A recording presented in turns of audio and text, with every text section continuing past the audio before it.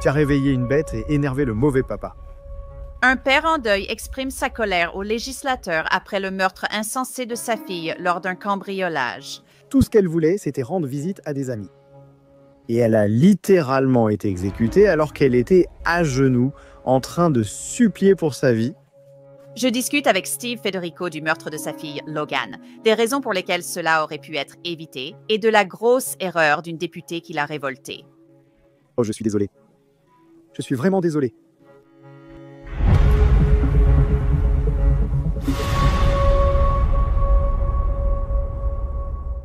Bienvenue sur Crime Fix, je suis Angelette Lévy. Cela fait presque 5 mois que les parents de Logan Federico ont découvert que leur belle-fille, Logan, avait été tuée sans raison à Columbia, en Caroline du Sud. Logan, 22 ans, était une future enseignante de Caroline du Nord. Elle est allée à Columbia pour le week-end afin de passer du temps avec des amis. C'est quelque chose que font les jeunes. Elle n'est jamais rentrée chez elle. Et la police affirme qu'un homme avec un long casier judiciaire a assassiné Logan lors d'un cambriolage. Le père de Logan, Steve, va bientôt me rejoindre pour révéler de nouvelles informations sur son affaire. En mai, Logan était chez des amis quand la police de Columbia rapporte qu'Alexandre Dickey a fait irruption et lui a tiré dessus lors de ses cambriolages. Avant de tuer Logan, la police affirme qu'Alexandre Dickey a volé une voiture et pénétré dans une autre maison. Je vous ai parlé en juillet des erreurs révélées par un média en Caroline du Sud concernant Alexandre Dickey. Il a en fait 39 arrestations, dont certaines pour cambriolage remontant à 2014. La journaliste de WIS Télévision Cynthia Beasley a d'abord découvert les erreurs sur Alexandre Dickey. Inculpé en 2015 pour cambriolage, puis de nouveau l'année suivante. L'une des accusations a été abandonnée et il a plaidé coupable pour un premier cambriolage au 3e degré, après avoir déjà reconnu sa culpabilité dans une autre affaire quelques mois auparavant. Puis en 2023, Dickey a de nouveau été arrêté pour cambriolage et a reçu une peine légère. Le procureur Rick Hubbard a déclaré plus tôt cette année que, comme tous les procureurs, notre substitut en charge du cambriolage de 2024, 3e chef d'accusation, s'est basé sur le casier judiciaire de Dickey. Pour une raison inconnue, le casier judiciaire de Dickey ne comporte aucune condamnation antérieure pour cambriolage. D'autres organismes gèrent les données des casiers judiciaires? Notre avocate adjointe a donc poursuivi l'accusation de cambriolage au 3e degré, comme pour une première infraction. Il n'y a eu aucune négociation sur la peine concernant cette accusation. Dickey risquait une peine pouvant aller jusqu'à 5 ans. La peine était à la discrétion du juge. Supposons donc que Dickey ait écopé de cette peine de 5 ans. Logan Federico serait probablement encore en vie aujourd'hui. Les agences se sont rejetées la faute concernant l'incomplétude du casier judiciaire de Dickey, qui ne montrait pas certaines arrestations à Lexington et dans le comté de Lexington, car il avait reçu des peines plus légères pour cette raison.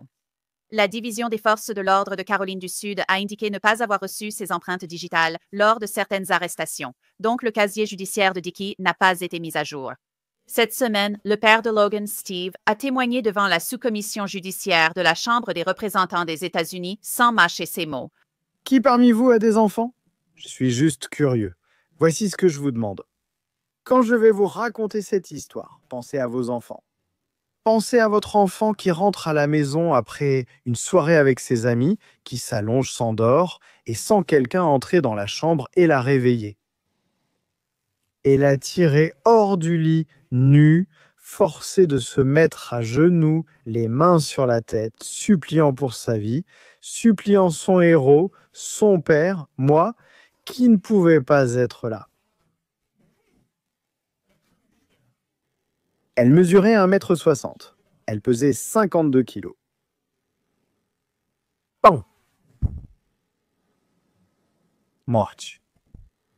Parti. Pourquoi? Parce qu'Alexandre Devonte Dickey, qui a été arrêté 39 fois, dont 25 pour des crimes graves, était dans la rue. Qu'est-ce que tu en penses? Est-ce qu'on fait vraiment du bien à notre famille? Est-ce que tu fais vraiment du bien à tes enfants? Il aurait dû être en prison depuis plus de 140 ans pour tous les crimes qu'il a commis. Tu sais combien de temps il a passé en prison? Un peu plus de 600 jours 110 ans, il n'a que 30 ans. Il commettait 2,65 crimes par an depuis l'âge de 15 ans, mais personne n'a pu comprendre qu'il ne pouvait pas être réhabilité. Eh bien, il faudrait le mettre en prison pour voir s'il pouvait être réhabilité. N'est-ce pas le principe de la prison? Mais non, ma fille a voulu être enseignante. Elle l'a finalement compris 2 semaines avant qu'elle soit exécutée. Le témoignage de Steve Federico a continué, exprimant sa colère envers les législateurs qui l'accusent d'avoir affaibli les lois contre les criminels. Exécutée alors qu'elle était à genoux, suppliant pour sa vie. Elle s'appelle Logan Federico, pas Irena. Et vous ne l'oublierez pas. Je vous promets que vous en aurez assez de voir mon visage et d'entendre ma voix jusqu'à ce que ce soit réglé. Je me battrai jusqu'à mon dernier souffle pour ma fille. Vous devez vous battre pour le reste de nos enfants, pour les autres innocents et arrêter de protéger ceux qui continuent de nous les enlever. S'il vous plaît. Vous avez le pouvoir. Nous vous avons donné ce pouvoir pour que vous fassiez ce que vous devez faire. Nous vous demandons, nous vous supplions tous d'arrêter cela. 39 crimes en 10 ans, 25 délits graves. Est-ce que quelqu'un ici peut m'expliquer comment il peut encore être en liberté? Comment est-ce possible qu'il soit encore en liberté? Comment est-ce possible? Je pourrais expliquer tout le processus, comment ça a échoué et comment la Caroline du Sud a échoué Logan. Le manque de communication. Ce que vous avez fait, vous avez réveillé une bête et vous avez énervé le mauvais père parce que je vais le dire haut et fort et je ne vais pas me taire tant que quelqu'un n'aidera pas. Logan mérite d'être entendu. Se blesser peut être très effrayant. Et si cela vous arrive un jour, vous pourriez avoir besoin d'une avocate qui peut se battre pour vous. Morgan & Morgan est un cabinet d'avocats avec plus de 1000 avocats, car ils ont eu beaucoup de succès en récupérant des millions et des millions de dollars pour leurs clients. Une cliente en Floride a reçu 12 millions de dollars, alors que l'assurance n'offrait que 350 000 dollars. En Pennsylvanie, une cliente a obtenu 26 millions de dollars. C'était 40 fois plus que l'offre de 650 000 dollars de l'assureur. Et dans une autre affaire, une cliente et la Pennsylvanie ont reçu 29 millions de dollars après qu'on leur ait proposé seulement 500 000 dollars. Même si vous pensez que votre dossier ne vaut pas des millions, pourquoi ne pas déposer une réclamation et vous battre pour ce que vous méritez? Morgan facilite vraiment tout. Vous pouvez déposer une réclamation sur votre téléphone en seulement 8 clics. C'est aussi simple que ça. Donc, si jamais vous êtes blessé, déposez une réclamation sur forthepeople.com/crimefix ou cliquez sur le lien ci-dessous ou scannez ce code QR que vous voyez juste là sur votre écran. Steve Federico, il était très en colère pendant cette audience lundi et il est devenu encore plus furieux lorsque la députée Deborah Ross a confondu Logan avec une autre victime de meurtre qui vivait en Caroline du Nord. Elle s'appelle Irina Zarutska. C'est une réfugiée d'Ukraine dont la gorge a été tranchée dans un train à Charlotte en août. La police affirme que la personne qui l'a tué est de Carlos Brown, un homme avec un casier judiciaire très long, dont la famille affirme qu'il a des antécédents de problèmes de santé mentale. Je tiens également à exprimer ma gratitude envers nos témoins qui ont perdu des proches à cause de la criminalité ou qui ont été eux-mêmes victimes. Votre courage à raconter vos histoires et à faire entendre vos voix est tellement, tellement important et je vous adresse tout mon soutien. Avant de commencer, je tiens également à exprimer mes plus sincères condoléances à la famille d'Irina Zarutska. Ce qui lui est arrivé est tout simplement inimaginable et impensable. Et j'espère que nous prendrons à cœur la demande de sa famille de ne pas se souvenir d'elle par ces derniers instants, ni de politiser sa mort, mais plutôt de nous rappeler d'elle comme la personne dynamique et exceptionnellement gentille qu'elle était. Et je suis ravie que nous ayons une photo d'elle dans cet état, juste devant. Nous! Alors voici le problème, ce n'était pas la photo d'Irina. C'était la photo de Logan à laquelle la députée Ross faisait référence. Et cela n'a pas plu à Steve Federico, qui l'a vite corrigé. Regardez, Regardez, pour être honnête et pour nos victimes, cette audience arrive trop tard et n'est pas suffisante. Nous aurions dû faire plus pour prévenir la criminalité et remédier au manque de soins de santé mentale bien avant cette audience. En particulier... Oh, je suis désolée. Je suis vraiment désolée. Je suis vraiment désolée. Merci beaucoup d'avoir apporté ça. Merci. Merci, monsieur. Je suis vraiment désolée pour vous. Je suis vraiment désolée. Je suis vraiment désolée pour votre perte et je compatis de tout cœur avec vous. Je compatis de tout cœur avec vous. Comment osez-vous ne pas la connaître? Donc, nous aurions dû faire des choses pour empêcher la mort de Logan et d'Irina, et je suis vraiment désolée. On voudrait donc faire venir Steve Federico. C'est le père de Logan Federico. Et Steve, merci d'être revenu. C'est ce que nous avons déjà parlé une fois auparavant. Dites-moi, comment allez-vous? Parce que je sais que vous avez dit que ça a été une matinée difficile. Vous avez eu un lundi difficile devant ce sous-comité de la commission judiciaire de la Chambre. Alors, comment vous sentez-vous en ce moment? Parce que je sais que ça ne devient pas plus facile avec le temps. En fait, ça devient plus difficile. Mais vous savez, plus j'en parle, plus je le revis, ça me ronge mentalement chaque jour, mais c'est quelque chose que je dois faire. La réunion du comité était importante. Ça a pris une tournure un peu différente pour moi. C'est devenu un peu intense. J'étais bien préparé pour une réunion.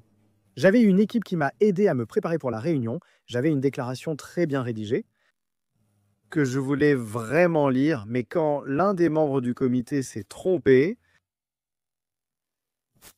a pris Logan pour Irina. Ça m'a un peu fait partir dans une autre dimension.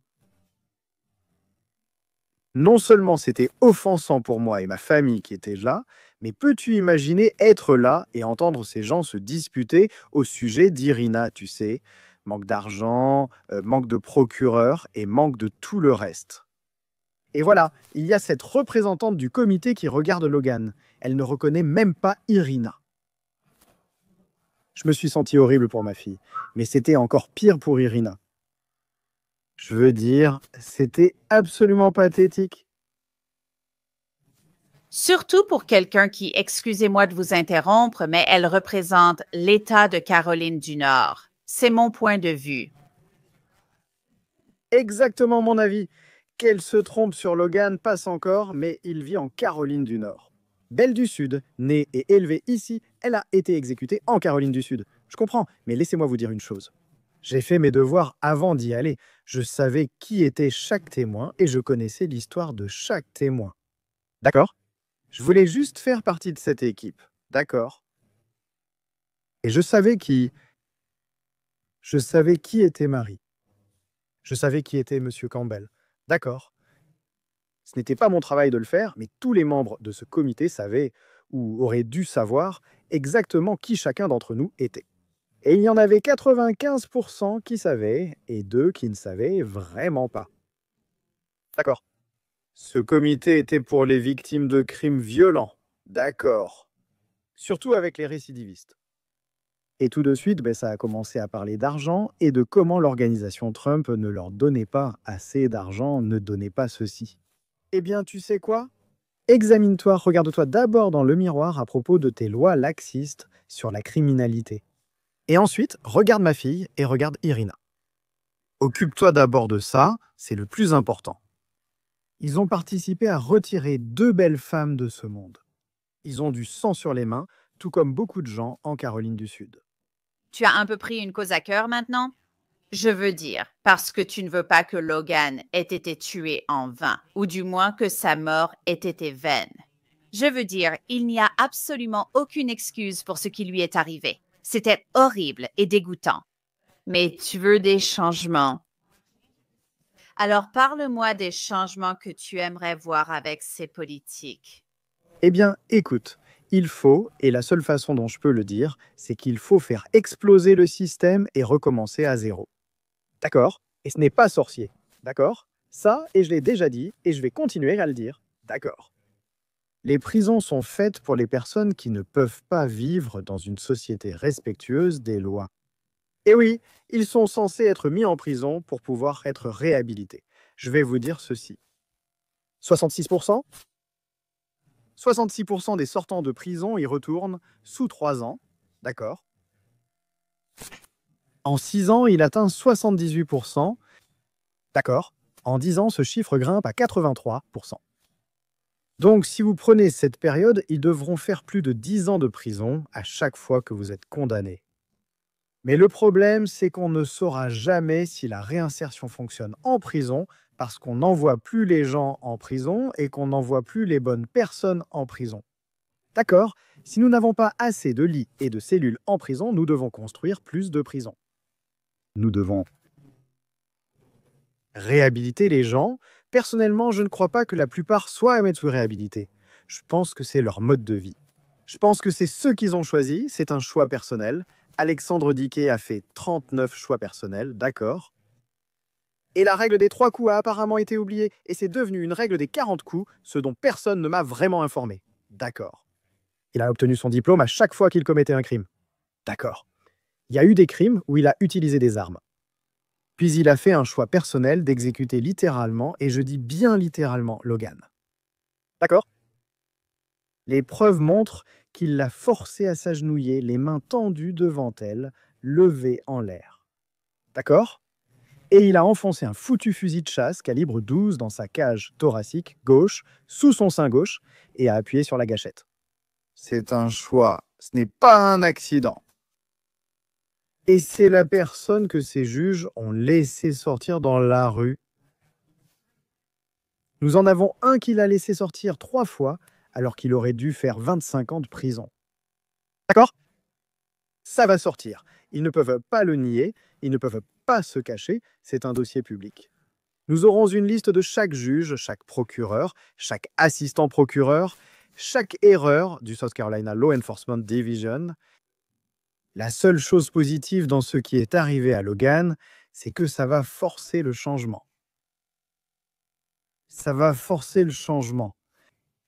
C'était une sous-commission judiciaire de la Chambre. Donc, Logan, évidemment, elle a été assassinée en Caroline du Sud, mais elle vient de Caroline du Nord.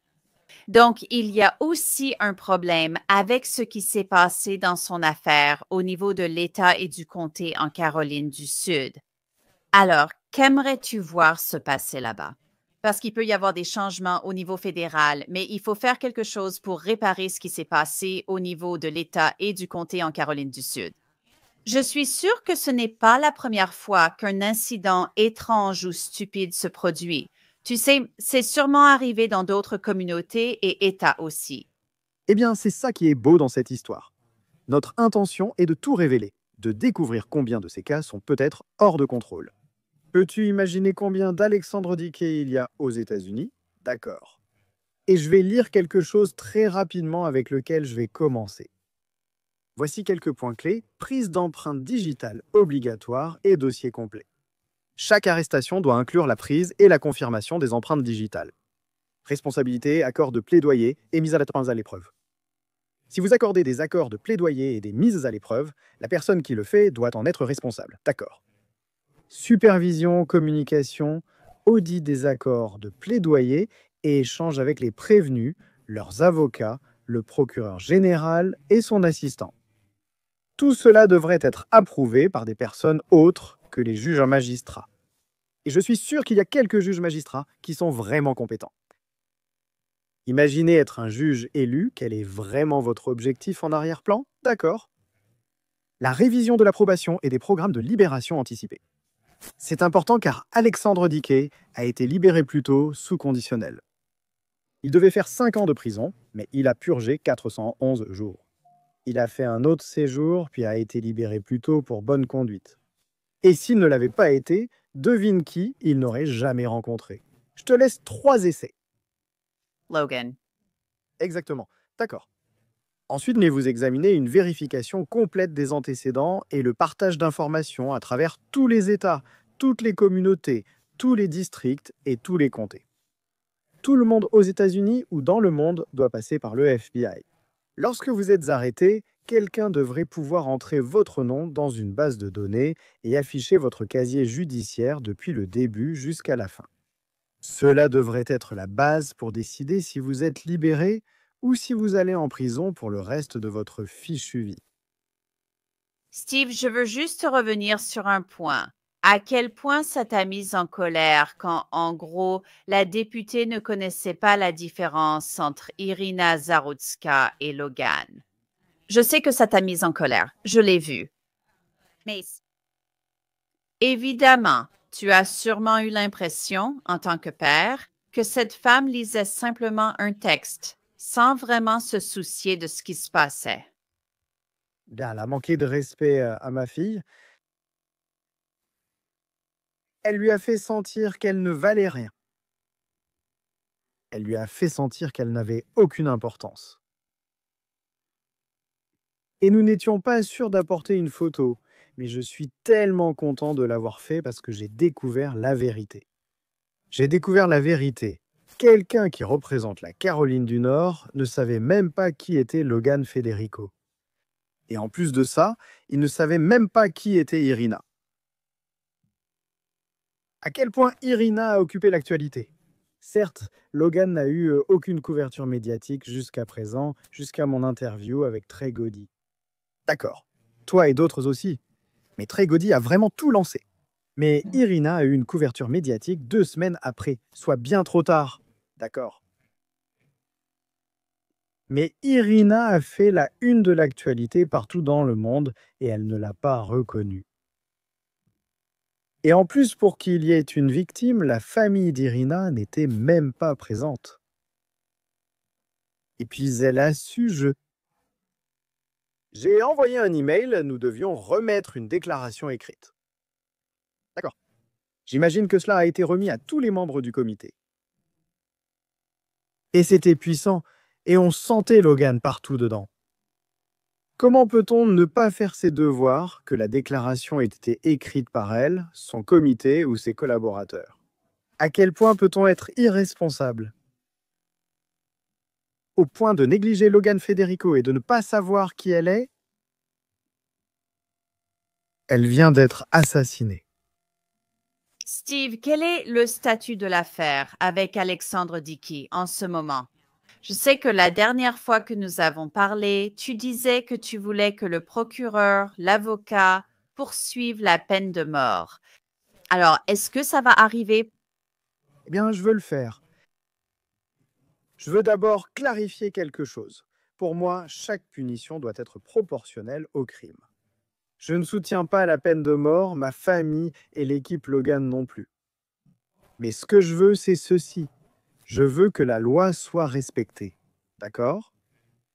Si tout cela remplit les critères, et de nombreuses sources juridiques m'ont dit qu'il s'agit probablement de l'une des affaires les plus solides en matière de preuves pour la peine de mort depuis longtemps. D'accord. Tout ce que je veux, c'est suivre la loi, et la loi exige que l'on demande la peine de mort.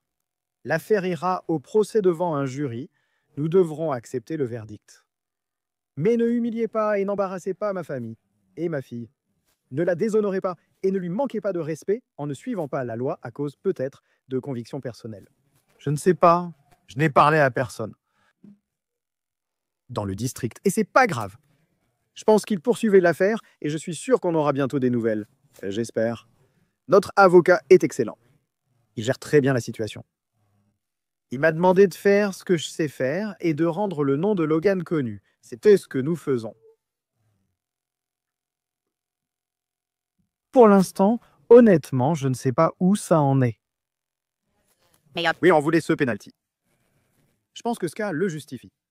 L'avocat ne vous a-t-il pas tenu au courant ou a-t-il essayé de vous contacter? Non, j'ai été très clair là-dessus. Je n'ai pas eu de nouvelles de Byron depuis 5 mois. 5 mois demain. Mais écoute, j'ai aussi entendu dire qu'ils travaillent là-dessus. Tu sais où ils rassemblent des preuves et ils enquêtent. Et je dois comprendre ça. Et tu sais, je ne veux manquer de respect à personne. Et je sais que c'est une tâche difficile et que c'est un travail. La famille mérite simplement plus de communication, tu ne trouves pas? Fantin, je pense qu'on mérite un peu de savoir où on en est. Mais, tu sais, à ce stade, s'il n'y a pas encore eu de décision, alors il n'y a pas vraiment grand-chose à dire. N'est-ce pas? Qui t'a donné ces informations sur ce qui est arrivé à Logan? Est-ce que c'est l'avocat qui t'en a parlé ou bien? Non, non. Nous avons rencontré Brian Sterling et notre avocat a dû préparer un dossier parce que nous voulons que Brian Sterling reprenne l'affaire au niveau fédéral ou qu'un procureur général s'en occupe. Et nous espérions que Todd Blanche s'implique. Donc, mais juste avant la réunion, j'ai lu la déclaration dont je ne savais rien, ce qui m'a vraiment surpris. Et écoutez, je comprends pourquoi on ne m'a pas dit certaines de ces choses, par certains aspects juridiques, certains des responsables. Ce sont de grands hommes, ils essayaient de me protéger. Et je comprends ça. Je n'ai rien de négatif à dire sur la police de Lexington ou de Columbia. Ils ont été remarquables. Mais avons-nous découvert, grâce à cette déclaration, ce qui est réellement arrivé à Logan? Et je ne peux vraiment pas entrer dans les détails parce que, évidemment, c'est une affaire en cours. Mais découvrir ce qu'il lui a fait était absolument déchirant. Je suis vraiment désolée. Et c'était insensé. Insensé. Honnêtement,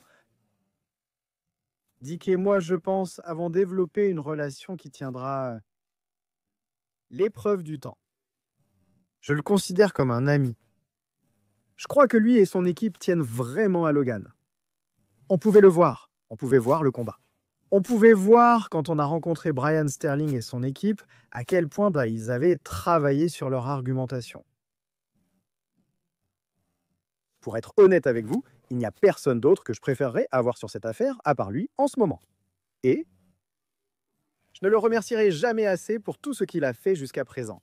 Eh bien, Steve Federico, je vous remercie vraiment pour votre temps. Nous allons suivre cela de près. Et encore une fois, nous sommes vraiment désolés pour ce qui s'est passé à Logan. Je suis tellement désolée pour ce qui lui est arrivé. C'est tout simplement écœurant. C'est une victime tellement innocente et tout cela était totalement inutile et évitable. Et je suis désolée. merci beaucoup, et tu sais, je serai toujours là pour toi. Mais plus je fais connaître l'histoire de Logan, il faut juste que tu réalises ceci. Cela va être diffusé à l'échelle nationale et dans le monde entier. Imagine combien de vies nous pouvons sauver ensemble. Oui, absolument. Nous devons le faire. Nous devons le faire ensemble. Merci. Merci. L'avocat, Byron Gibson, a déclaré à un média local qu'il avait informé la famille et leur avocat. Aucune date de procès fixée pour Alexandre Dickey, détenu à la prison du comté de Richling. C'est tout pour cet épisode de Crime Fix. Je suis Angelette Lévy. Merci de votre écoute. À la prochaine fois ici.